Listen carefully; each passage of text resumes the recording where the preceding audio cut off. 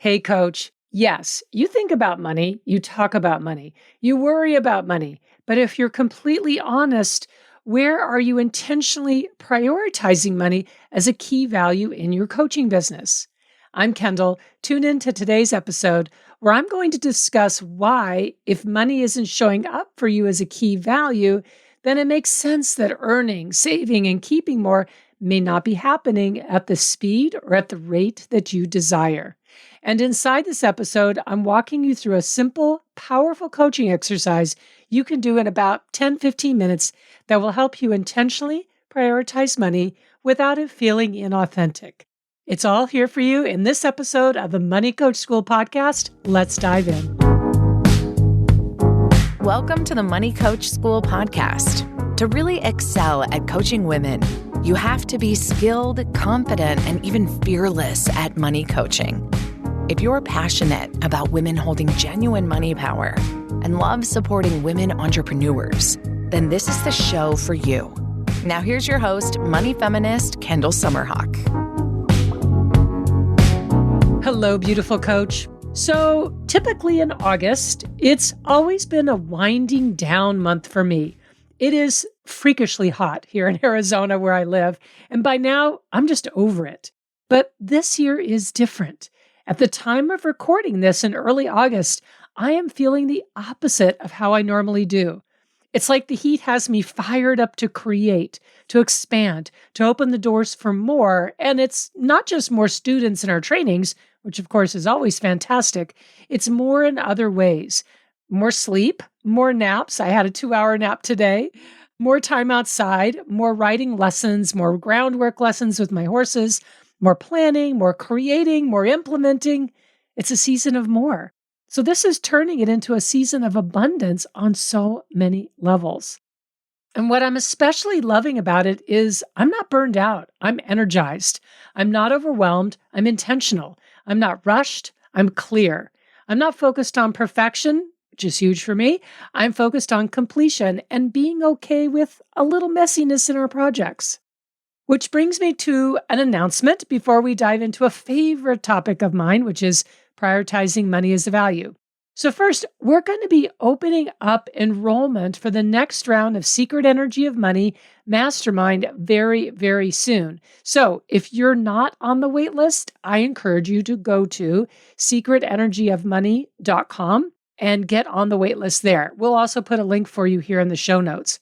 Secret Energy of Money is my mastermind where you and I get to be coaching together in close proximity on you and money in the ways that actually shift something inside of you. So the promise of Secret Energy of Money is eliminating the invisible barrier between you, inner worth, and greater income in your business.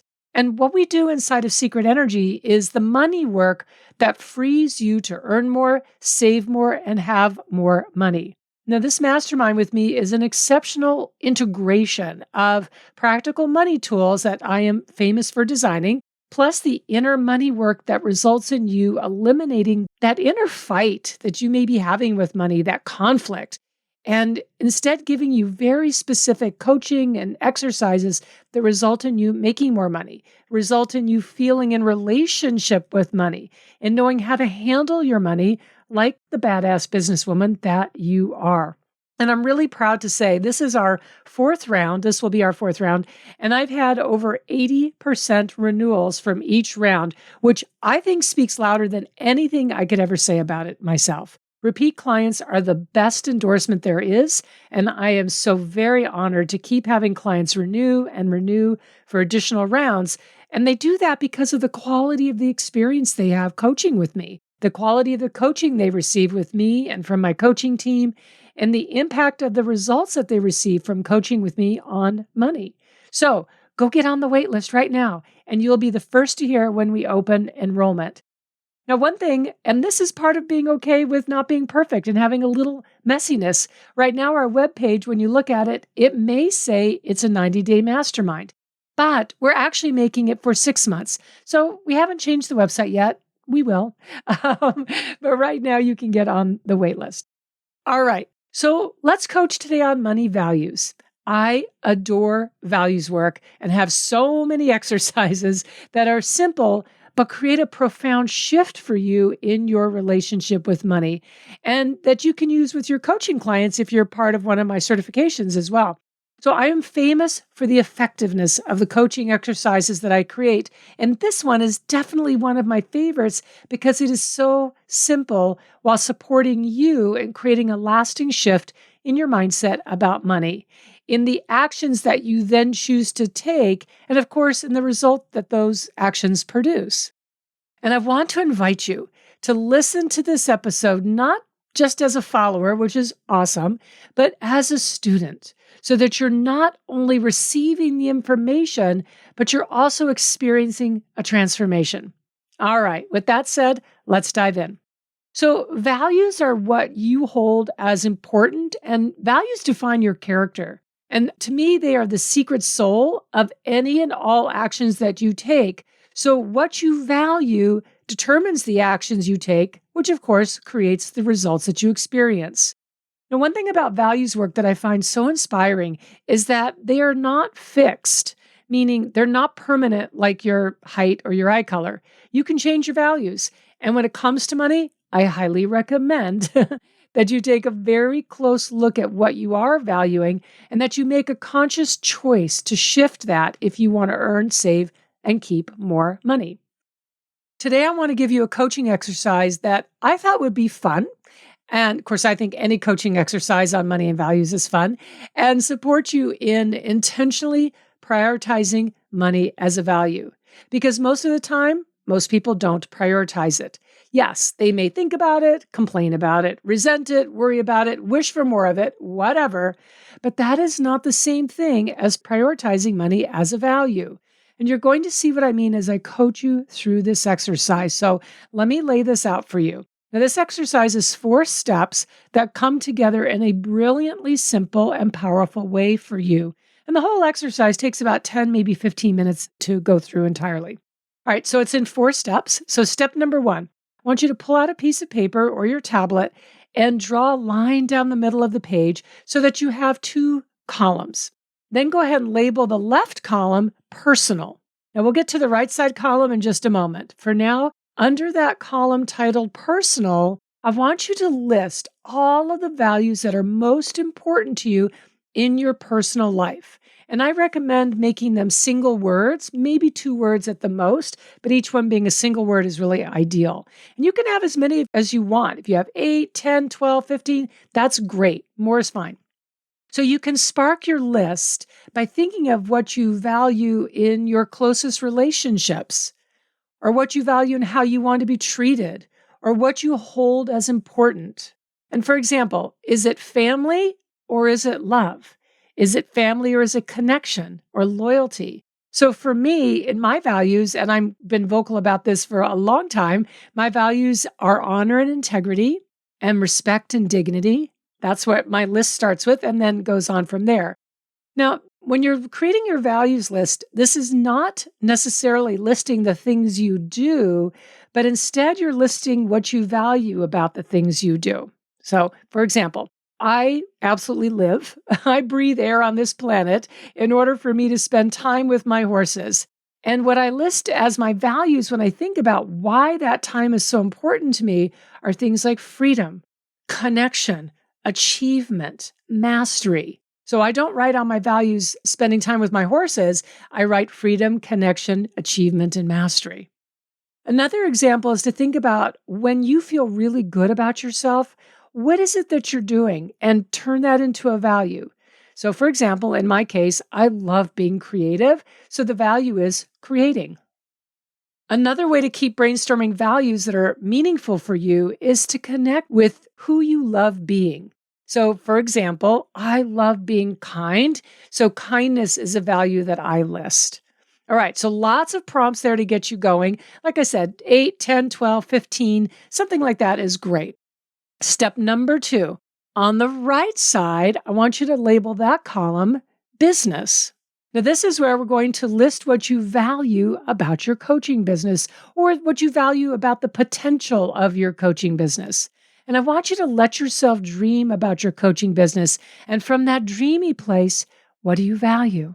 For example, early in my business, I valued being at the top. Now, I realize it's 4 words, but my exercise wasn't perfect then. Being at the top. Now, that might sound like a goal, but for me, it was a value. And it may even sound egotistical, but it was not coming from that place. It came from a place where I defined being at the top as having an impeccable reputation, creating quality coaching, quality training, quality experiences for people, and as being well known. And I achieved all of that because I was valuing it. So in this list, again, I like to have single words. I realize my example is our double words, 2 and 3 words, and I get that. Again, I'm embracing imperfection, but you get the idea here. As close to single words as possible. And again, you can have as many values as you want, 8, 10, 12, 15. It's great. More is fine. So you don't need to edit yourself. Now we have our 2 lists. We go on to step number 3, and here's where it gets really fascinating. I want you to look at that whole list on the left, which was for you personally, and notice if money is there in any way. Is it on your list at all? And I'm not talking about euphemisms like abundance or wealth. I'm looking for the word money, pure and simple. Now, don't worry if it's not there. I just want you to notice if it is. And if so, where in the list is it? Is it the top, in the middle? Is it at the end? Or notice if it's not there at all. And if it is there, how is that reflected in your priority and relationship with money in your personal life? And if it's not there, how is that reflected in your relationship with money? Now look at the list on the right for your business. And again, notice if money is in there or if it's not. And again, don't worry if it's not there. We're just noticing. You created your 2 lists from an authentic place. You weren't self-editing or self-censoring. And that's awesome. We're just noticing where money is. And then we're going to do something about it in just a moment. So again, the same questions. If money is there on that right side under business, how is that reflected in your priority and relationship with money as it relates to your business? And if it's not there, how is that reflected? All right, so I want to be completely transparent with you here. When I first created this exercise, I noticed that money was in my personal list, which was great, and it was pretty close to the top. Awesome. But weirdly, it was nowhere in my business list. When I saw that, I went, that's really strange. And that was reflected in that I was great at managing money personally, paying bills on time, balancing my bank account every month, looking at ways to save money. But I was not bringing enough in. But it makes sense, right? It wasn't being prioritized in my business. Even though if you had asked me, do you think money is a priority in your coaching business? Yes, I would have given you the correct answer, air quotes around the word correct, of yes, but it really wasn't. Otherwise, it would have shown up in that values list.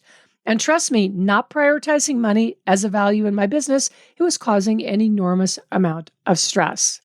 And this brings us to step number 4. So step number 3 was just noticing where it is or where it isn't. All right, step number 4, what I did back then is what I'm going to ask you to do right now.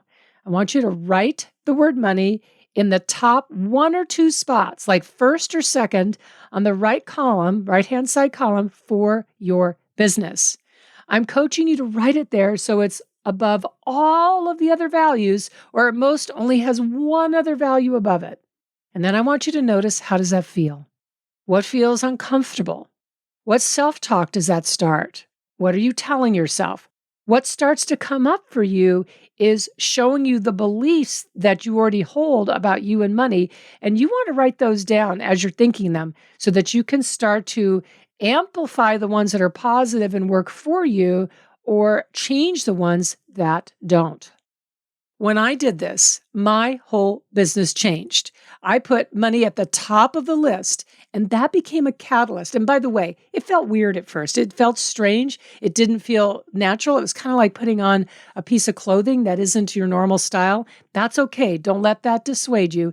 Keep the word money in the first or second spot up there at the top. So when I did that, it was actually a catalyst for me to step into high-ticket coaching.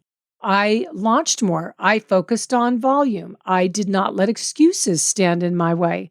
And as a result, I made my first $1 million in annual revenue from my coaching business. But more importantly, I became stronger. I grew my confidence. I got more focused. I got more strategic about launches. So what I want to do next is give you 5 self-coaching questions that you can ask yourself. All right. So question number 1. This is on the heels of you putting the word money in that first or second spot on your values list, right-hand side column under the word business. All right. Self-coaching question number 1. Who am I as someone who values money so highly? The answer to this question always starts with I am. So for example, who am I as someone who values money so highly? I am a smart businesswoman, or I am a smart woman who is blazing a new trail for myself. So you can have more than one I am statement. You can have some that represent an absolute. You can have some that represent a process or that this is a journey. Question number 2. What is a change I can make in my pricing by now valuing money so highly? Question number 3. What clearly needs to change in my business by valuing money so highly? In other words, what do I need to let go of and what do I need to embrace? Question number 4. What changes in my physical workspace do I need to make by valuing money so highly? I am such a big fan of this. It doesn't have to be fancy. It doesn't have to be expensive. It doesn't have to be big, but it sure as heck needs to be representing who you are as that woman who values money so highly. And question number 5, what conversations do I no longer engage in by valuing money so highly? You know, a lot of people keep money separate from their core values, or they want to create something like abundance with money, but abundance isn't even in their list of values. So the idea of abundance sounds good, but it's never going to happen. And like I said, I like to use the word money, plain and simple, because it is a powerful word. It can also be a very triggering word, and that's okay. That's why this exercise is so powerful for being a catalyst for you making a real shift in your relationship with money. Now, this exercise is so cleverly simple because it starts to really clean out the gunk between you and your relationship with money. And you want that relationship to be up-leveled, to be positive, supportive, loving, respectful, all the good things. The thoughts and feelings you have about money are already there. And I love this exercise because it brings those thoughts and feelings to light so that you can create that strong, healthy relationship with money and thrive. All right. I hope you loved today's episode. If you found this episode valuable, then if you can share this episode with a colleague or a friend and tag me on Instagram, it's at Kendall Summerhawk, that would be amazing. And I want to say thank you so much for that. And if you would take a moment to leave me a 5-star review, I would love it. I know Apple does not make it super easy, but the extra few seconds it takes really makes a difference in getting this podcast out to more women in coaching like you who want to make an impact and make money. All right. Thank you for listening. Thank you for your loyalty. Drop me an email, podcast@kendallsummerhawk.com. Ask me any question you want about money, about coaching, mastering your coaching, pricing, all the good things, right? I am here for you. All right. I will see you in next week's episode. Thank you so much for tuning into this week's episode of the Money Coach School podcast. If you enjoyed this podcast, make sure you follow so you never miss an episode. Also, I would so love and appreciate if you would leave a 5-star review.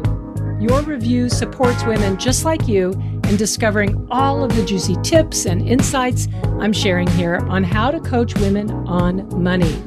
And if you want to learn how to excel at coaching women on money, definitely go to kendallsummerhawk.com and check out the wealth of money coach trainings that we have for you. Thanks so much for being part of this money coaching movement and for tuning into the show every week.